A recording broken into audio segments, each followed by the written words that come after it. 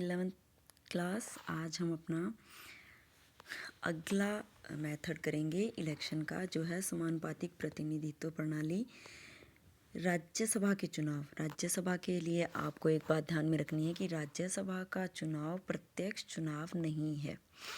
इसमें हमारे चुने हुए प्रतिनिधि होते हैं जिनको जनसंख्या के अनुपात में डिवाइड करके आगे राज्यसभाओं में भेजा जाता है। इसका नाम ही राज्यसभा इसलिए है कि इसको राज्य की विधानसभा में हम जो एमएलए चुनते हैं, राज्य सरकारें उन एमएलएज में से निर्धारित संख्या में मेंबर चुन के राज्यसभा में भेजते हैं। और यहाँ पे जो चुनाव होता है वो सिंगल ट्रांसफरेबल वोट सिस्टम, एकल संक्रमणीय मत प्रणाली से होता है। अब हर राज्य को इसमें एक निश्चित कोटा है और इसके लिए ही इसका चुनाव किया जाता है। अब इस सिस्टम में कैसे कोटा प्राप्त करते हैं? कुल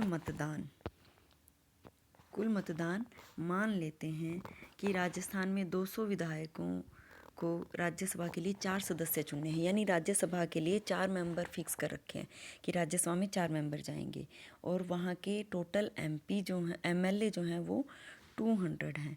तो अब क्या करेंगे कि कुल मतदान ओब्लिक कुल विजयी उम्मीदवार +1 और फिर इस सारे में +1 करते हैं, यानी 200 4 जमा 1। अब ये क्या आ गया? 200/5। इसको अगर हम करेंगे तो आ जाएगा 40 + 1। तो यानी उम्मीदवार को, जो उम्मीदवार जीतेगा, जो लोकसभा में आगे जाएगा, उसको कम से कम 41 सीट्स चाहिएंगी, तब उसको आगे संसद में जाने का, राज्यसभा में जाने का मौका मिलेगा। और इसमें क्या होता है, मान लेते हैं हम 4 उम्मीदवार हैं, ए, बी, सी और डी।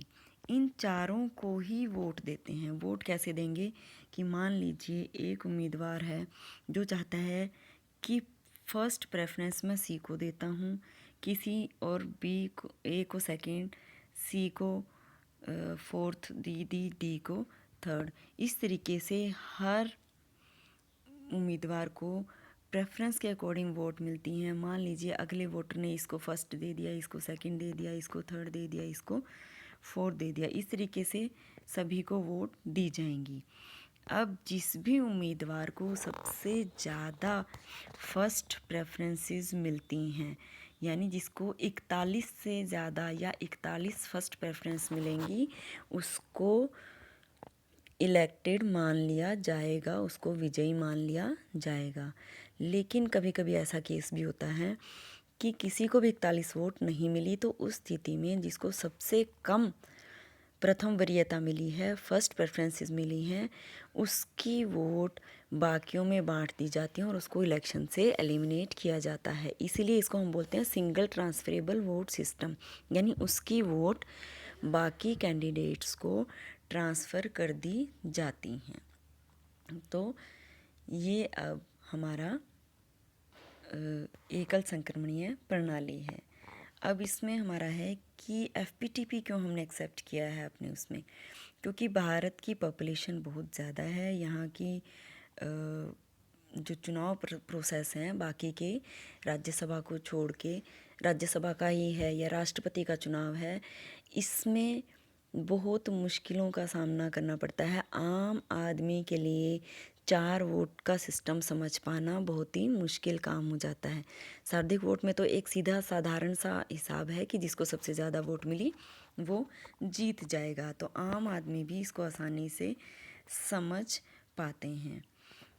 तो ये हमारा आज का लेक्चर है। अब भारत के चुनाव प्रणाली में और क्या क्या है वो हम आगे करेंगे। तो ये आपका यहाँ तक का आपने पढ़ना है। ये जो कार्टून आपको दिख रहा है, इसमें क्या दिखाया है कि कार्टून में भीम को कांग्रेस के आगे विपक्ष एक बोने के रूप में है। बोने के रूप में विपक्ष क्यों है? ये हमारी चुनाव प्रणाली का परिणाम है कि जिसको सबसे ज़्यादा वोट मिली वो जीत गया।